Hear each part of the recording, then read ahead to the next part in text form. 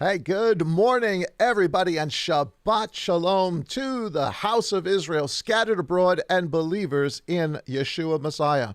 Welcome to Hidden Manna. I am Pastor Dave, senior shepherd at Living Manna Church. Thank you so much for hanging out with us this morning. I hope you're having a good Sabbath day. Enjoy it. It's beautiful out here in the Northeast. Wonderful, wonderful day. So get out there, enjoy the day today. But here we are. It is Hidden Manna. Did I say morning manna? I might have said morning manna. It's Hidden Manna. Hidden Manna. Welcome. I don't do this by myself. Here is my dear brother, Brother Max. What's going on, man? Hey, Shabbat Shalom. What's up, Hey, everybody? Good morning. Did I say morning manna or Hidden Manna?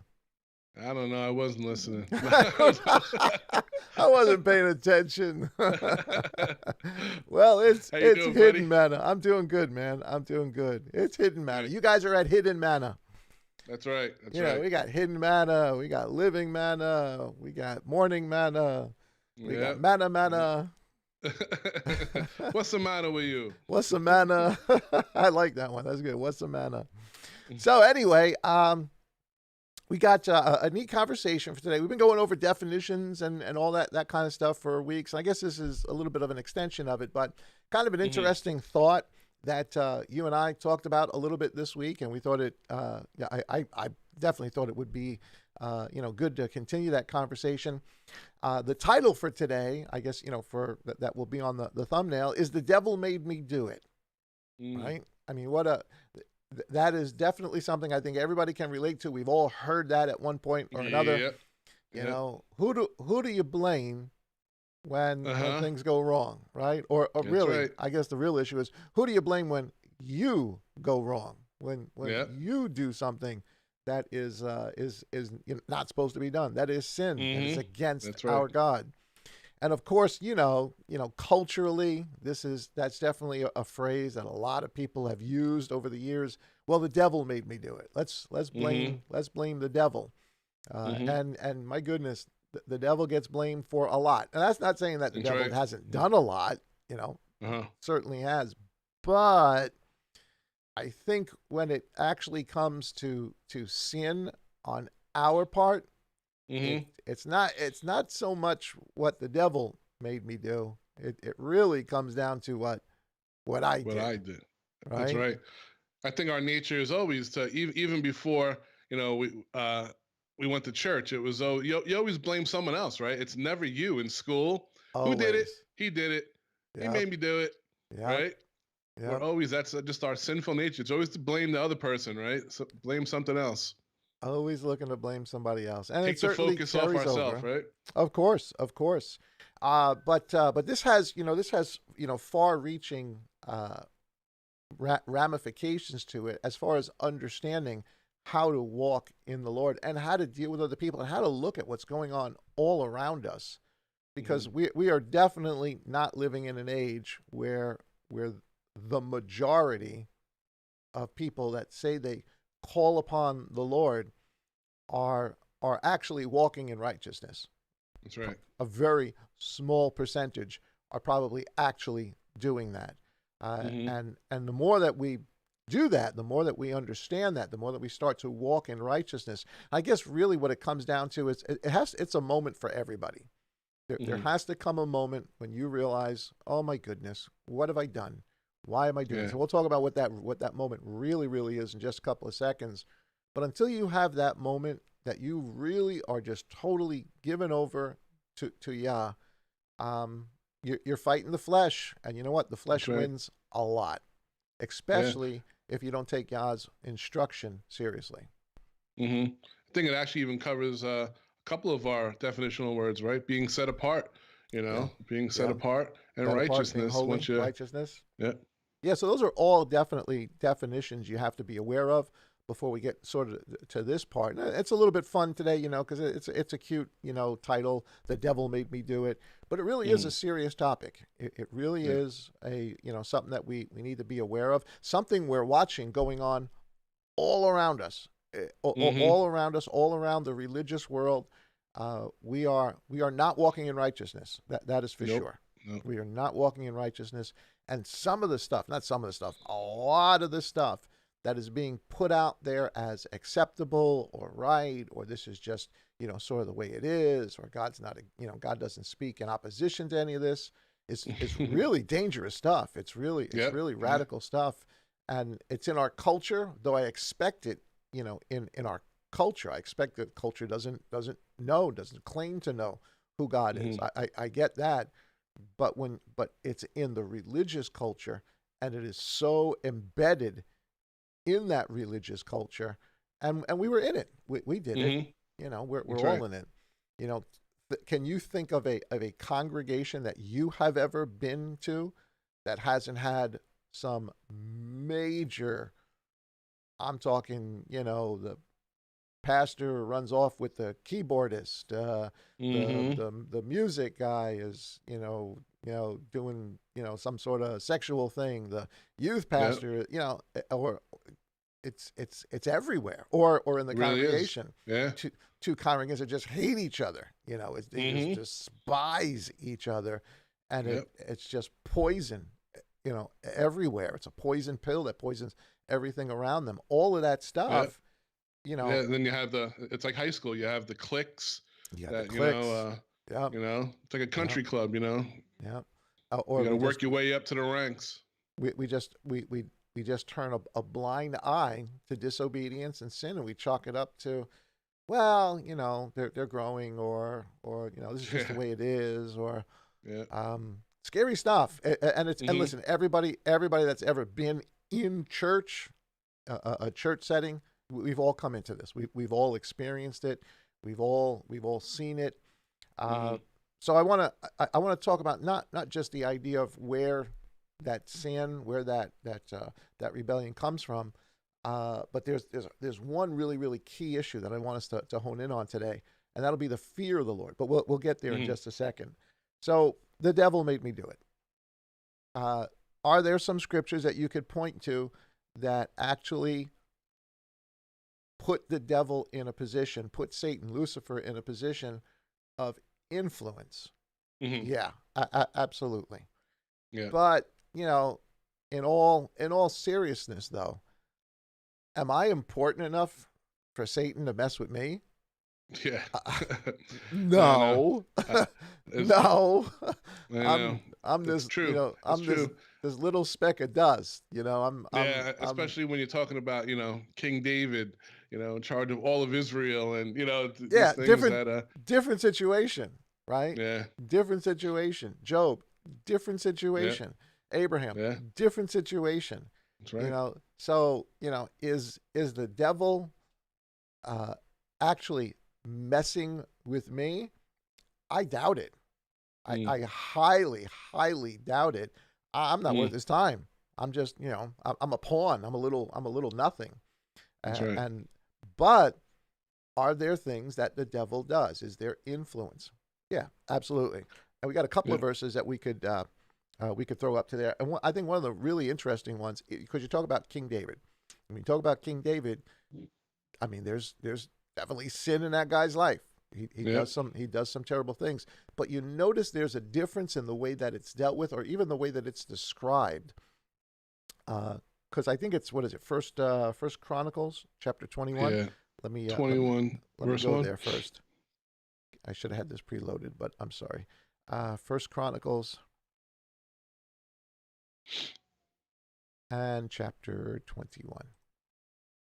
And right up there in the beginning. So let me just pop this up so people can see it. And verse right there, verse 1. So this is the story, or this is the account of King David, and this is his numbering, right? He wanted to have the security of knowing what the military force was, what the population was in his nation, and he wasn't supposed to. God did not want him to do that, and I guess for good reason. If you think about it, I guess what Yah was trying to teach him was depend on me. Yeah. Yep. Right. Depend on me. Don't. Yep. It's not about the numbers, which is kind of weird because you translate that into modern church today, and it's about the numbers, right? Yeah. It's and he all about showed the us that numbers. with Joshua. It wasn't about, he just took, what was 300 men, right? Right. Uh, Caleb. with yeah, Was it Caleb? No, not Caleb. in the book of Not. Joshua, I was just saying. No, But I'm trying to think. No. It's Book of Judges. Judges, okay, my And I'm bad, trying my to bad. think. I can't remember who the name. If you guys can throw that at us or look it up. Yeah, it went from Uh, 10,000 yeah, down you're to right. 300. Right, goes from 10,000 to 5,000. Just whittles them down. So the whole thing with the lapping of the water, and Yep. finally, it goes down to 300. Yeah, you're right. So don't depend on numbers. It's not about the numbers, and of course we know that David does that. He counts the numbers, and here's the account in verse 1. It says, "And Satan, the deceiver, stood up against Israel, and moved David to number Israel." And David said to Joab and to the rulers of the people, "Go number Israel from Beersheba to Dan, and bring the number of them to me, that I may know it." And of course, he does this, and it does not work out good. No, was it 70,000? Yes. Oh, I think he's given a choice, right? Yeah, Because finally, he's yeah, yeah, he's given a choice, three choices, right?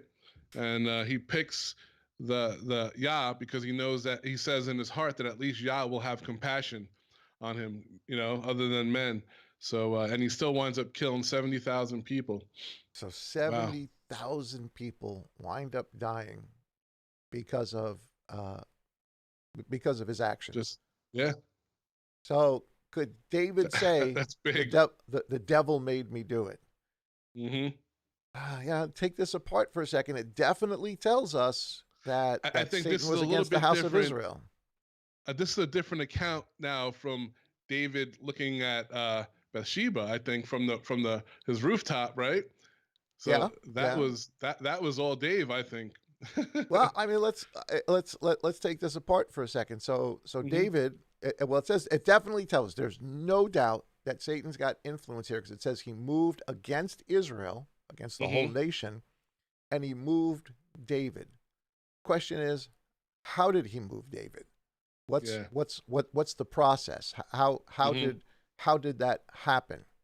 And I think probably the best answer for that is to go right back to the story of the garden, right back to the whole account that we get of Adam Hmm. and Eve and the whole fruit thing. Don't eat of this particular tree, because it tells us very, very clearly that she quotes what Yah says, or close enough to it. Satan knows what it Hmm. is that Yah said, and the temptation is to her finally, even though yes, Satan is having this discussion. The real temptation, the real thing that makes her do what she does, is it tells her she saw that the fruit was good to the eye, Good. Yeah. right, and pleasurable, good to Hmm. the taste, and so yeah, maybe the idea or the questioning came from Lucifer, but he didn't make her do anything, That's right. right? Yeah. Ultimately, it came down to her decision, and Yeah. then of course her husband's decision. I think he put the thought there for her, right? And then it was the actual, and we'll read that later on in one of the scriptures, how sin progresses in our heart. Yeah. So take that back to King David. Here's Satan. Evidently, I mean that's what Chronicle says. Satan was definitely trying to influence, or it says moved David to number the house of Israel. Hmm. But was that all Satan, or did David want to know? Right? Yeah. It's Yeah. something he wanted to know. He's a military guy. He's a commander. He's got to know what his Hmm. army is. He's got to know what he's able to do. And Hmm. so I do agree with you. It's a little bit different from Bathsheba because we get no influence there, or at least we're not told of any Yeah, we're not influence told exactly. that there's any influence. But I think this is also a little bit different because he's not just going after David, he's going after the house of Israel, right? Because it says Exactly. Satan stood up against the house of Israel and Hmm. went after the leader who was of the house of Israel. So, I mean, Hmm. are there absolutely instances where Satan or his emissaries, or however you want to, define it, actually has some sort of role to play in disobedience? I'd say absolutely, definitely. But I'm David, but I'm no King David. Yeah. He was important. He was very important to the whole story that was going on. The house of Israel was very important to the whole story that was going on. Lineage of Yeshua. Yeah, I mean, it's like. So, I think it's a little bit different. Now, of course, there's repercussions to this, and we know the story as it unfolds, but there's another story that also has Satan's influence in it, right? That is Job. Yep. And that one, has Satan kind of reporting to God, what are you doing? All the sons of Elohim, yeah. And what's kind of interesting is you don't only get this here, but in some of the Apocrypha books, I'm not, necessarily saying all the Apocrypha books are good, but in some of the other stories, you find out, that Satan not only did that to Job, there's accounts of him doing it to Abraham as well. He feared, he wanted to go after Abraham. Abraham's kind of an important figure, though, right? I mean, the father of the faithful.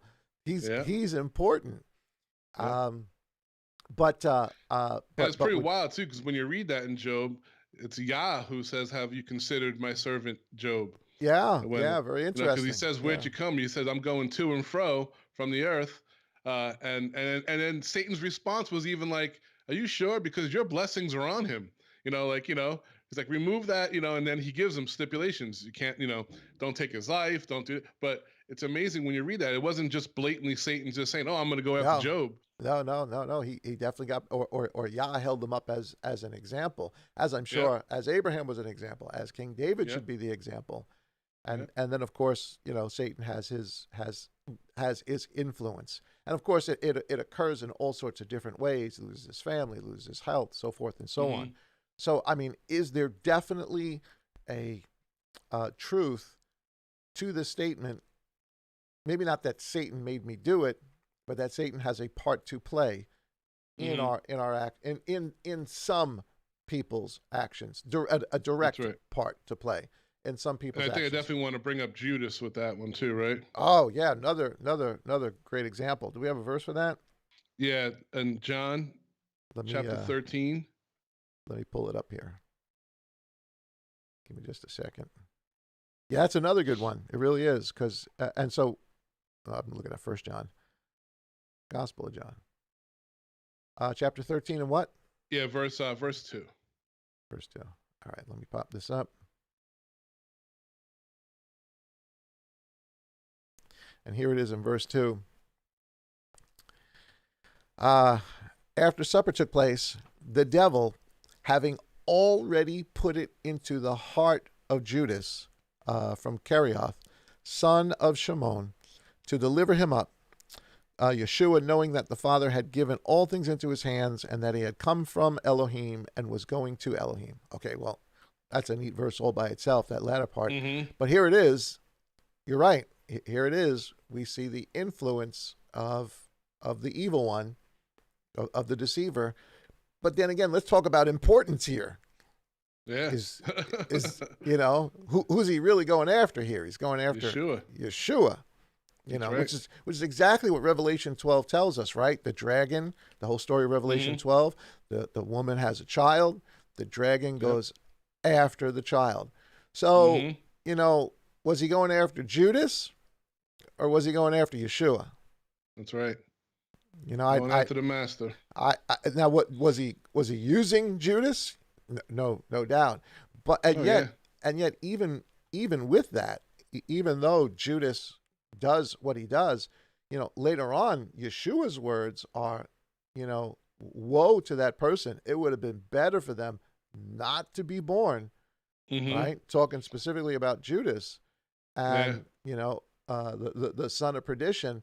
So did Yeshua accept the, I don't even know what the right word is, the idea that, it was Satan that tempted him?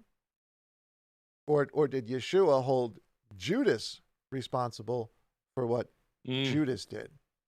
Regardless. That's right. of where the temptation came from. Mm. So, is the devil made me do it? Is that going to fly on that day exactly. when you stand before Yah, right?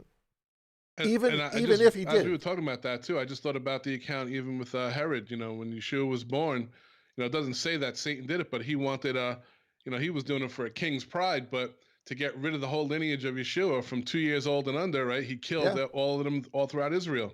Yeah, well, we can definitely imply, and there'll be scriptural reference to this, that Satan did have a part in what Herod did, because again, Revelation 12 tells us the dragon goes after the child as soon as it was born.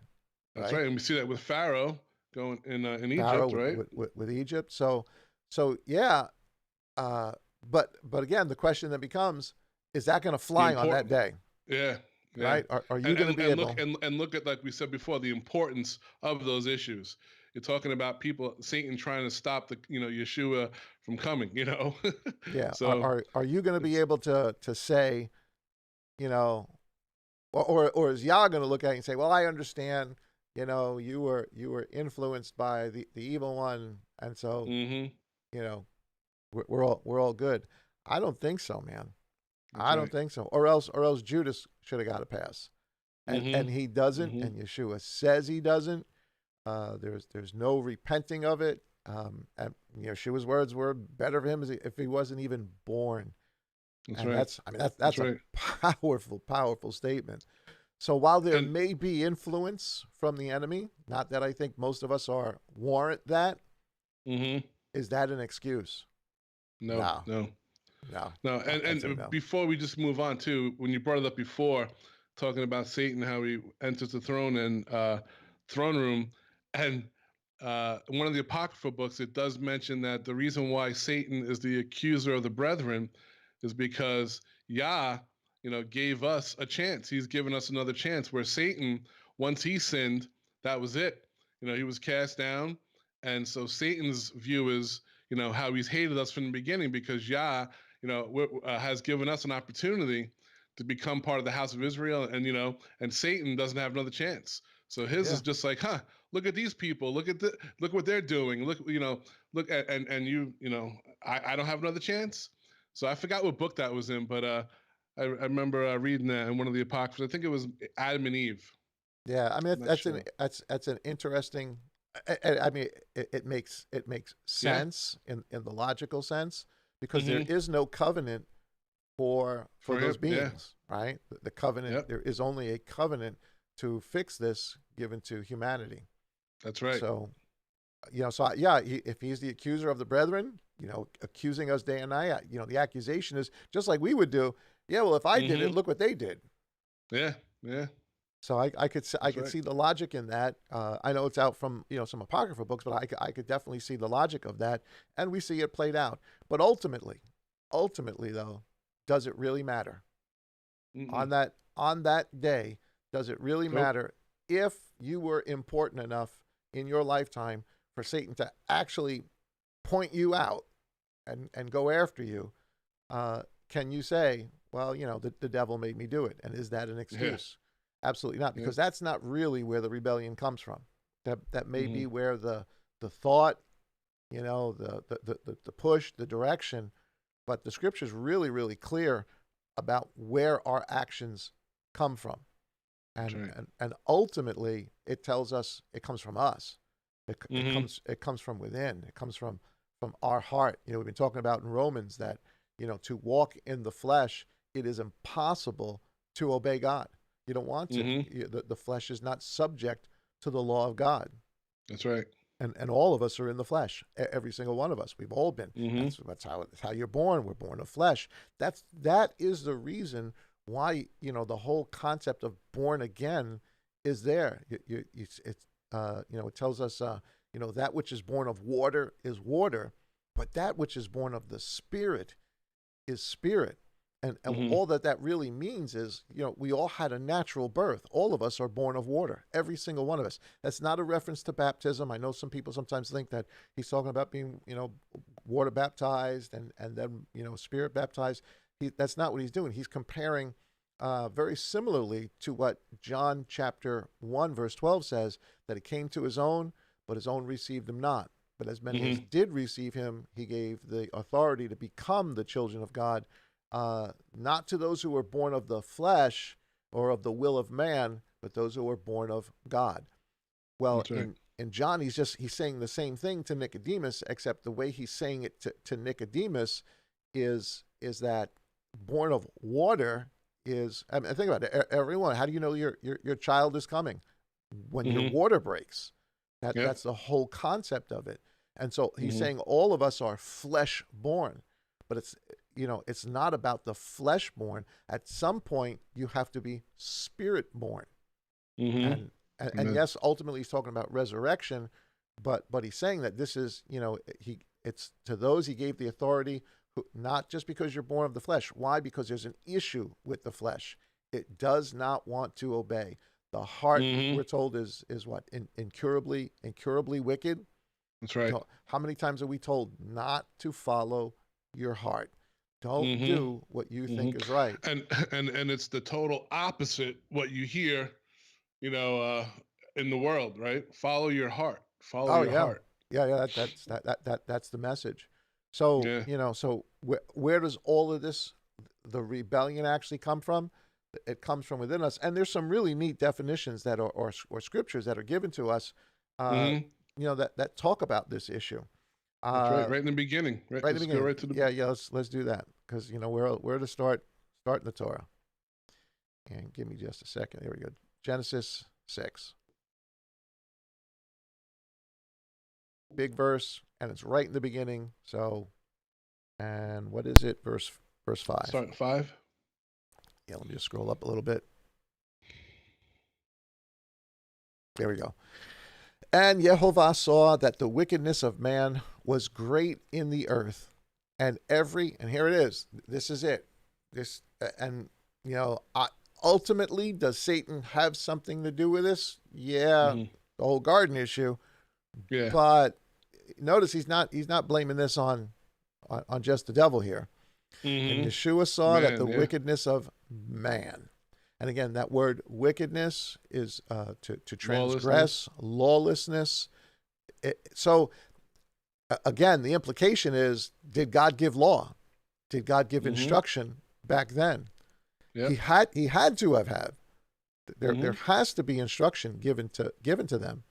And he saw that the wickedness of man was great in the earth, and that every inclination of the thoughts of his heart was only evil continually. And I mean, so there it is. Boom, right in the beginning. The issue is not so much with the outside influence. The issue is what's going on in people's hearts. Yeah, exactly. And their thoughts.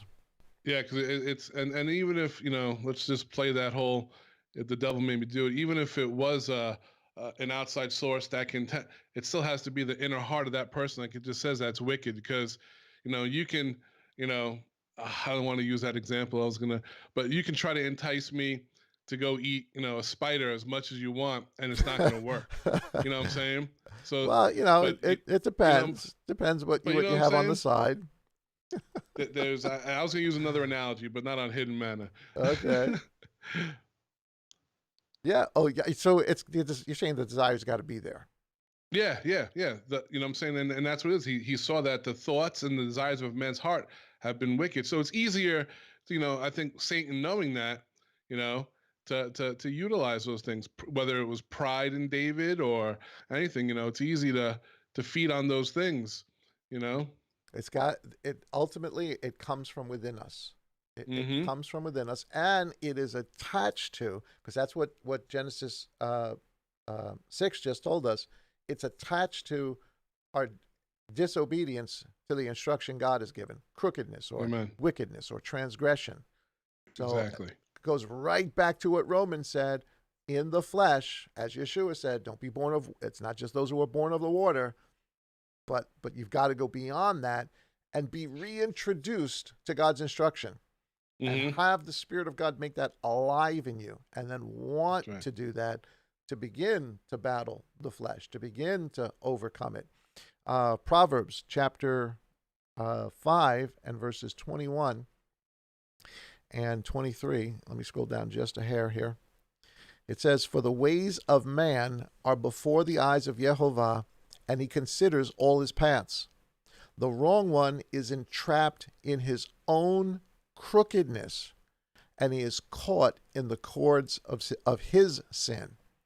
And he dies for lack of discipline, and in the greatness of his folly, he goes astray." Wow, there's a lot there.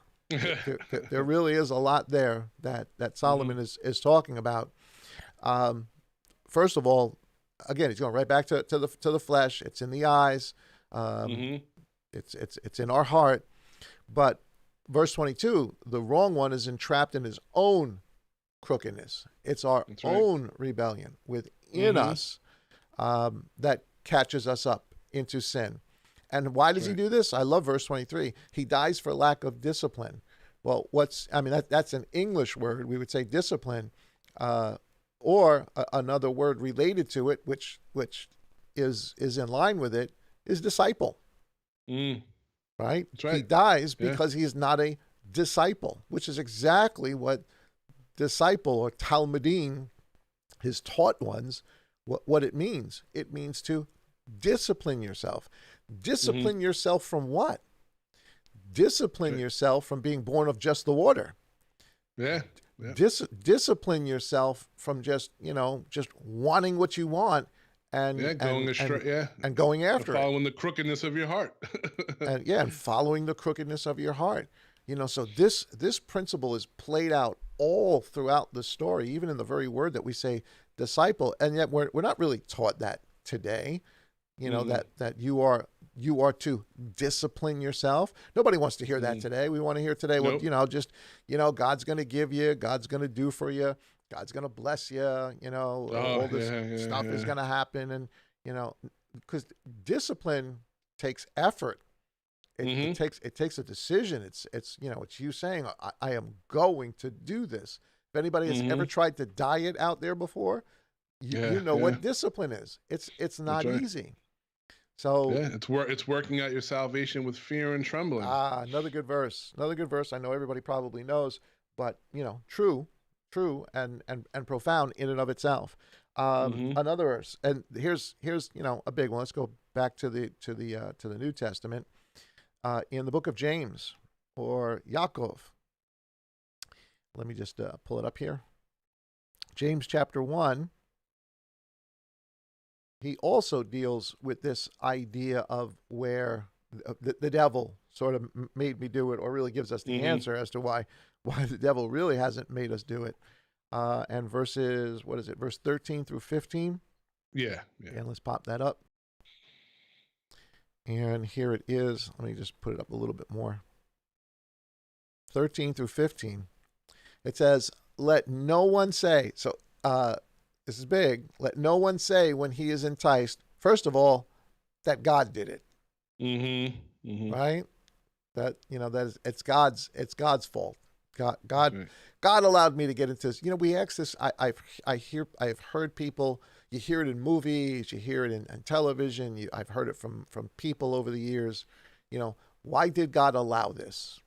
Yeah. Why did I'm about to did say, God I'm do sure this? as a pastor, I'm sure you've heard that a bazillion times. Sure. And the question, I guess the real, there's multiple answers. Does God discipline his people? Yes. Does God do all those things? But normally it's just a course of life. It rains on the just and it rains on the unjust. It's how you and I deal with it as it comes on us. That would be a test from Yah. It's how we deal with it. Are we disciplined? Are we a disciple? Yeah. And there's a difference between tempting and testing. And testing. Yes. Very good. Good point. So God does not tempt anyone. In fact, that's what it says. I am enticed by Elohim, for Elohim is not enticed, or Elohim does not tempt anyone by evil matters. And he entices no one. So, the idea is, why did God allow this? It's not him doing it. It's not him putting it on you. Will he allow it to be used? Is he try? It could your discipline in him help you get through it and move through it. I mean, if on Wednesday we talked about in Romans 8, it gets into the suffering aspect, right? Which is not really taught anymore. That to walk in Yah is to suffer. I think Paul says anyone who chooses to live righteously will suffer persecution. That's right. But we teach something. We don't teach that spiritual aspect of it, of being a disciple and disciplining yourself. We teach the flesh aspect of it. Well, God's going to bless you. God's going to do good for you. Things are going to work out. You're going to have your best day. We're actually told, and I've experienced, and I'm sure you have, if one little thing went wrong in your day-to-day, it was like, oh, you got to check yourself. Are you really serving God? Or there's got to be something wrong. A lot of dangerous doctrines that come out of that, because I've heard people say, well, God's not going to heal you because you're... Oh, yeah. That too with my back. Yeah, you're back. Yep. Yeah. I've heard that. I know you have. I know you've come up to, for prayer, which we should do, which is a right and good thing to do. But I know that you've heard, people say to your face that, maybe didn't heal you because there's something wrong with you. You're not walking correctly, or this, that. It's sad that happens. But back to the whole enticing thing. He tells us what happens. So if God doesn't do it, if you can't, and it's you notice in this conversation or this saying that James he's not even putting Satan in here. Oh, right? Yeah. He's talking about making being it clear enticed. that we all know it's not Father. So let's get that out of the conversation right now. and he's not pulling a Satan card either. He's not pulling the deceiver card either. He's putting the issue squarely where the issue needs to be. Lies. Verse 14. But each one is enticed when he is drawn away by his own desires and trapped, which is what we really just read in Proverbs, right? Same thing that Proverbs just said. Then when desire has conceived, it gives birth to sin. And sin, when it has been accomplished, brings forth death. So he's really given us sort of a process here. Yeah, right? how it lies out. So if you take him at his word, at his teaching, he's saying that really this starts off as an idea in our head. Yeah. I want to do this. A desire, that of the flesh. You want to do this. Now, you can do anything. I think it's Paul that says all things are lawful. I can do anything I want, but not all things are beneficial. And you have to learn what is and what isn't. And he's even showing us an example of even the eye gate.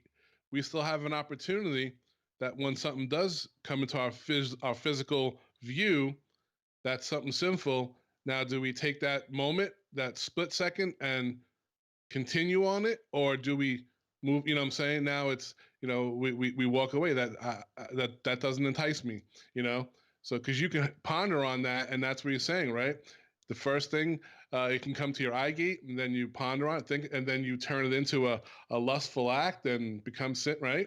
Yeah, I think that's exactly what he's saying. Is that there's a process. So it's not just the thought. Yeah. Right. It's not just a thought. He says, but one is enticed when he is drawn away by his own desire.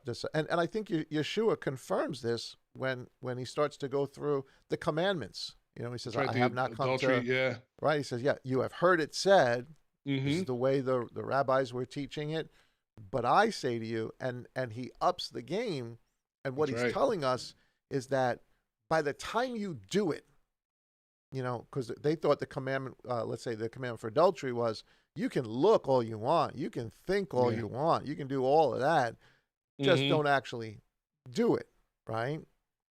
And so we were focused on, or at least the rabbis of that day were focused on that the final outcome of it that leads to death. But Yeshua was telling us the battle is in the mind, it's in the heart, right? I say to you, if you look at a woman, with adulterous eyes or lustful eyes. Now, that's a whole different standard. But and now we can also, unfortunately, people take this and say, well, if I have a thought, I must be evil, I must be wrong. No, you're living in the flesh, right? You're living in the flesh. These thoughts do come. It's, do you stay on it?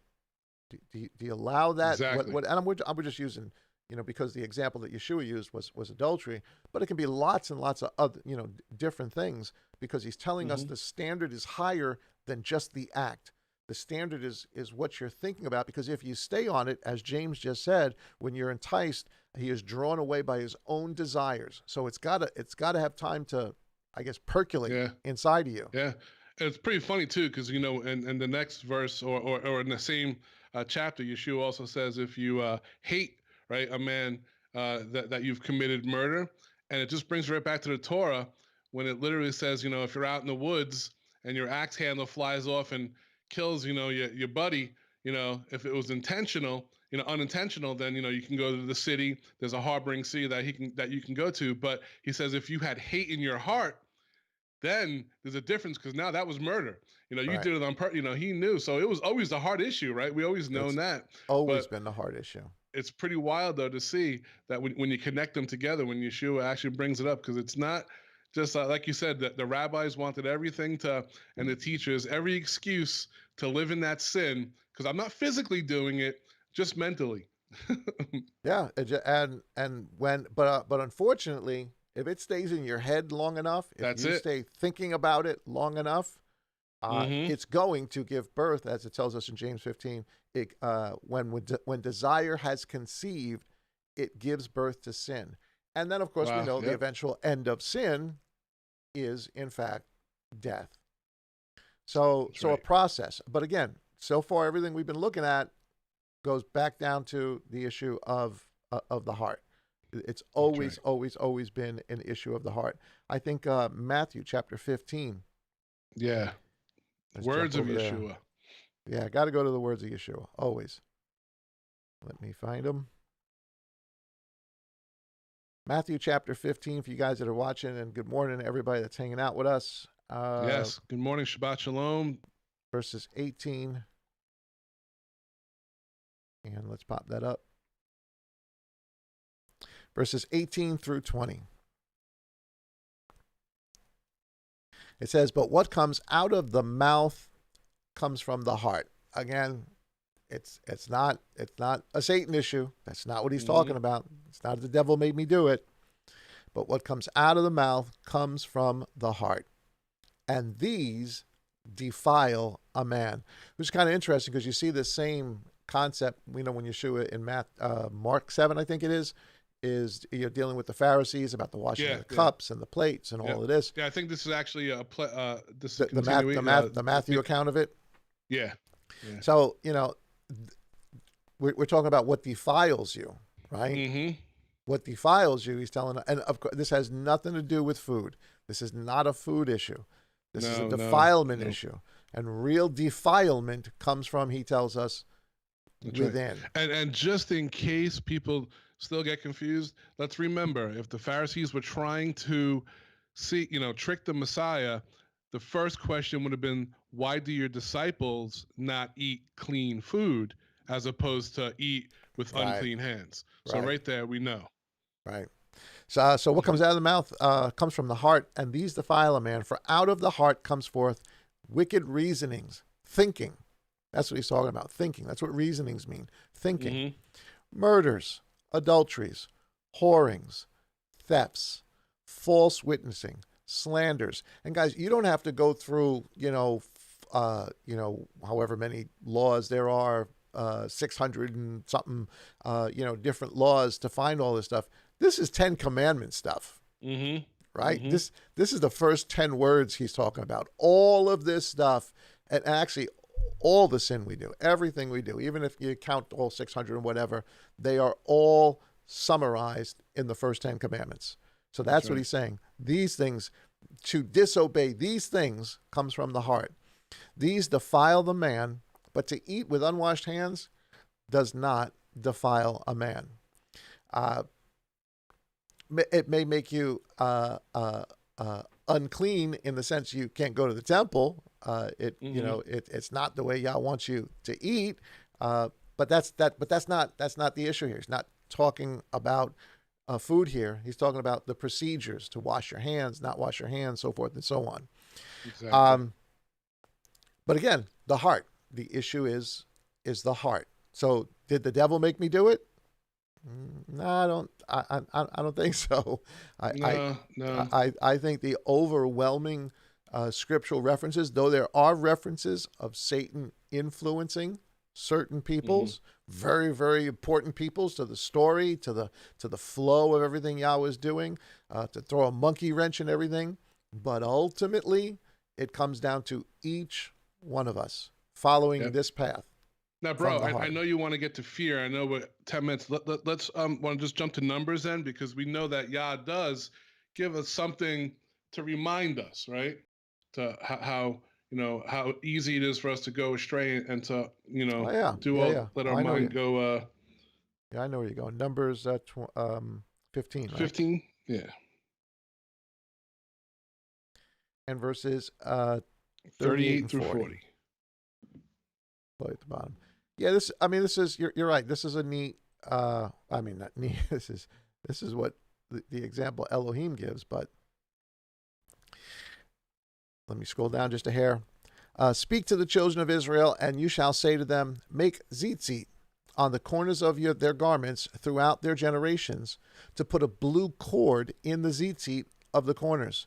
And it shall be to you for a tzitzit, and you shall see it, and shall remember all the commandments of Yehovah, and shall do them, and not search after your own heart and your own eyes, after which you went a-whoring. So that when you remember and shall do all my commandments, and be set apart unto your Elohim. So great scripture, great thing. This is really Yah. And notice, nothing in there has to do with the devil made me do it. Right? Exactly. He's given us a reminder, sort of the string on the finger, the tape around the hand. What remember years back, it was the WWJD, the bracelets. Yeah. Those are all things that are similar in line, but here's what Yah's saying: wear the tzitzit, and remember. That's literally what it was there for. Remember, and when you remember, obey, so that you don't. And of course, we know that the blue cord represents His commands. Yep. So. Yep. Good verse. Good verse. Now, here's the issue. Let's fast forward to where we are today in our culture, right? In the whole global culture. Now, I don't think everybody's saying that the devil made me do it, but I think that one of the reasons, and listen, Christianity is in peril right now. It's literally it's dying on the limb. You've got an entire generation, at least we're talking about Western, here in the States, you got an entire generation of young people that want nothing to do with it. And those that do are involved in all sorts of crazy out there. I don't even know what to call them. But the entire church, the entire religion of Christianity, every denomination, every fellowship, every church has a story. Like I said before, the pastor that ran off with the keyboardist, and the list goes on and on and on and on. All the craziness, all the money and the fame and all of that stuff. And and even in the Christian music industry, it's the same thing, all about money, scamming, and and what has happened, and I think one of the reasons why we can follow the heart so easily, or why we choose to follow the heart so easily, if you just look in the Catholic world, as an example, this is something I'm sure everybody's aware of. You've read, you've seen the articles. Pedophile and homosexuality are rampant within that aspect, within that religion. I mean, just rampant. How many stories have we heard of priests, lawsuits everywhere, and millions and millions and millions of dollars of law, or people not getting anything, just a guy being pulled out from one place and being put over to another to do the thing all over again. And that's just the sexual aspect of it. Then there's the money aspect of it, and the influence over business and so forth and so on. None of that are the attributes of a disciple, of someone who remembers what the commandments are. And that is just rampant. But, not just to beat up, Catholicism, go over to evangelicalism, because that's where we hear all the stories of the preacher who did this or cheated on his wife or is with this guy or that girl, and that's just across the board. And now there is this total acceptance among a vast majority, not all, can't say it's all, but a vast majority of Christendom, whether it's evangelical or just Protestant. By Protestant, we mean like Lutheran, Presbyterian, those kind of groups. Now, the very things that Yah's word explicitly says don't do are now being toted to us as not a problem. This is you. Anybody can do this stuff. That's right. So why does all of this stuff happen? Why is this so rampant amongst the religious world today? And we can give a gazillion other examples of things that go on. But my question is, why is it like this? Why have we come to the point where where quote unquote what calls itself the body is so just rampant with rebellion? And I think it all comes down to, all of it, when you follow your heart, it comes down to fear. Amen. That people do not fear Yehovah. Because I think if all of us kind of remember back, if you would, to the day that you repented, the day that you said that, quote unquote, you accepted the Lord. Yeah. It wasn't out of fear. It was out of guilt. It was out of being caught. It was out of the prospect of being forgiven and the solace that comes with that. But let me just speak for me. I wasn't thinking about I was going to hell. I was thinking about how bad I messed things up, and now I want God to fix them. Right. And then that message kind of gets just continued on. And there is no fear. Even in Christianity, you hear that term. I don't know if you've heard it, but people always say, baby Jesus. It's they serve the baby Jesus, this God that's, no matter what you do, there's no fear. No matter what I've done, what we do it day to day, I'm okay. I'm covered under that whole grace issue. Remember, it all goes right back to all these things that are a false religion, a false belief system that just gives them comfort, as opposed to fearing Elohim and obeying his commands. Yeah, there's a presentation that somehow God of the New Testament is different from God of what we would call the Old Testament, from Genesis to Malachi. And he's not. He absolutely is not. And what's the first thing Yah does to his people, taking them out of Egypt? I mean, think of how much fear there was just that night, putting the blood over your doorpost, right? How much fear there was in Egypt for all the things. But Yah brings them to Mount Sinai, and specifically, it is the reason he does, he presents himself the way he presents himself is to literally, I know we use the term, but literally put the fear of God in them. Yeah. Because without that understanding, I say this because I remember in my own life when I first felt that fear. That's what woke me up. That was finally the thing that I just realized, man, how bad I really, really messed this up is fear. And I know we talk about it, you can read it, and there's people say, well, it means to kind of give honor to God, to respect him. Yeah, but no, it means fear him. When you realize who he is, how big and massive and unimaginable he is, and how that's why it even says, right? Don't just fear people who can take your life. Fear the one who can take your soul, man. And who does? That's right. Who does? Nobody. Who does? Amongst the religious world, Who does? Mm-hmm. We don't. Not many. We don't. Not Nope. many. We just don't. And I really think it comes down to a fear. Why would a shepherd um, uh, risk being with other men, other women, whatever the sin is? Why would someone do that if you have the fear of Elohim? Mm. If you and some of them you do can it moments before they go on the pulpit. Well, yeah. No fear. There is right. no fear. And it is fear, guys. It absolutely is fear. I mean, we can go over all sorts of scriptures. The fear of God, or the fear of Elohim, is the beginning of wisdom. How many times does it say that? In Proverbs, in Psalms, multiple times, a half a dozen times at least, it says something along those lines. Entire chapters or portions of chapters in Proverbs tell us about the fear of God. And and he tells it it's the beginning of wisdom. Why is it the beginning of wisdom?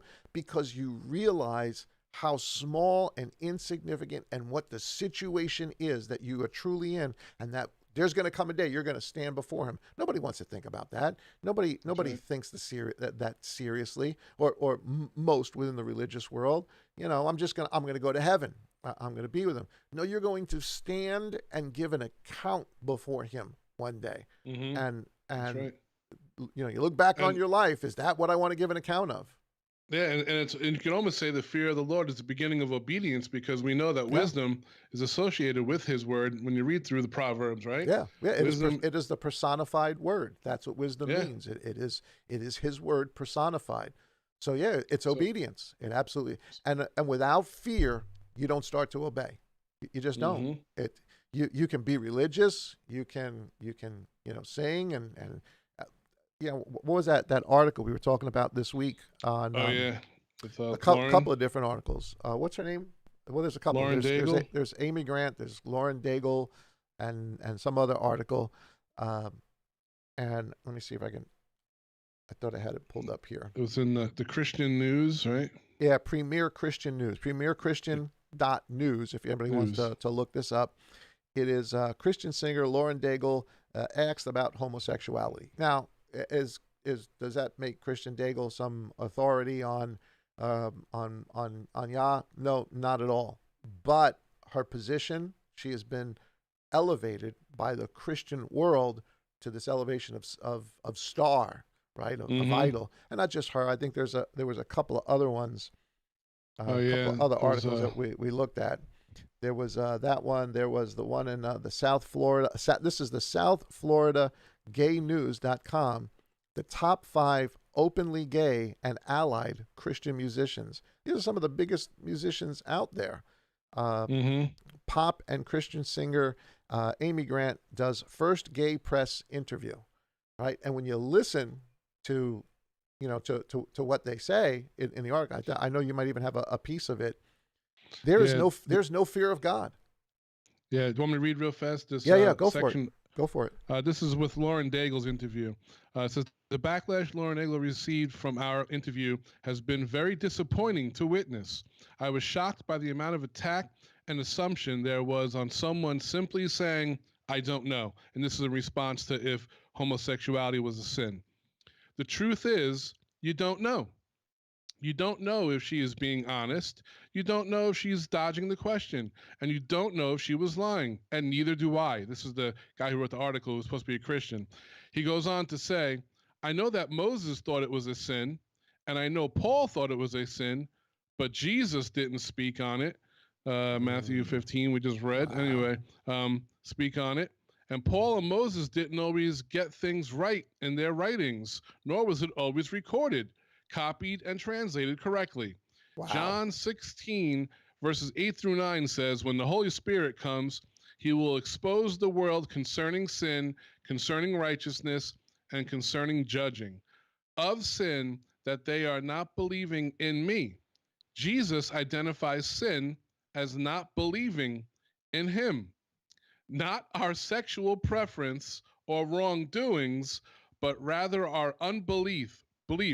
So it's possible that someone doesn't know what is considered a sin and what isn't. and neither does anyone else. Not Moses, Paul, you, me, Lauren Daigle, because we're not God. Wow. And I'm going to stop there because the rest of the article is just a bunch of nonsense as well. Wow. Yeah, somebody asked, where is that again? That's Premier. Let me get back up here.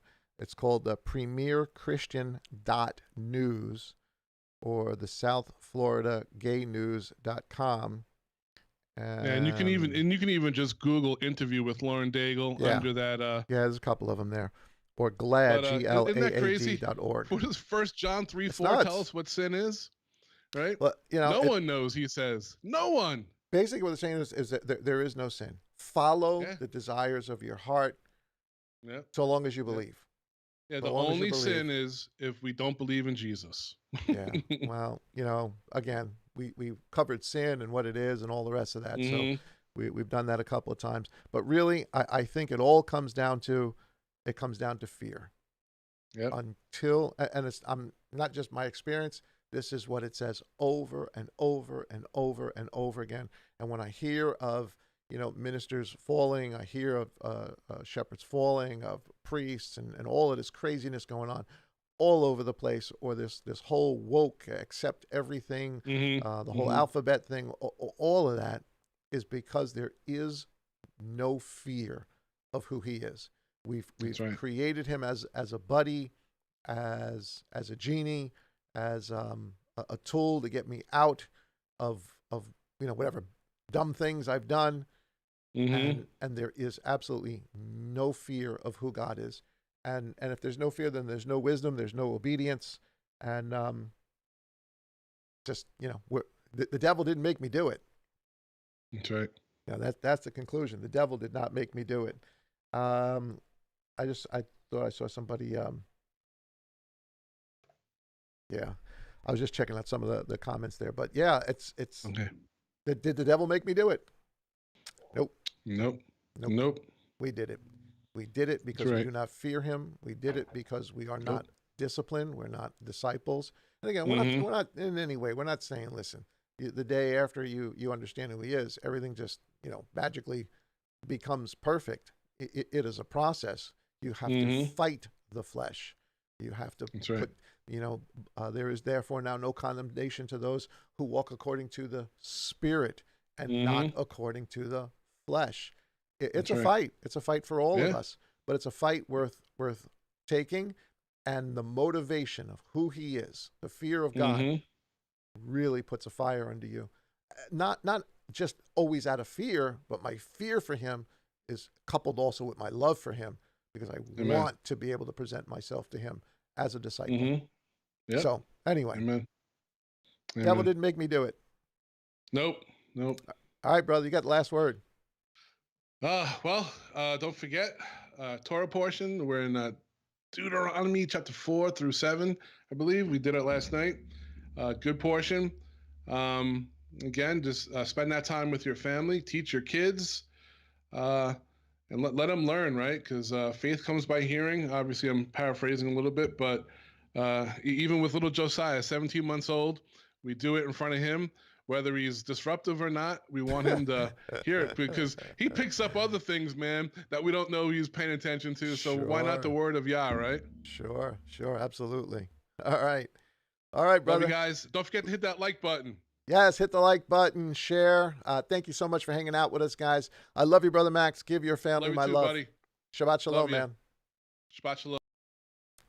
All right, guys. Hope you enjoyed that conversation. A little bit different. But, did the devil make me do it? No, we did it.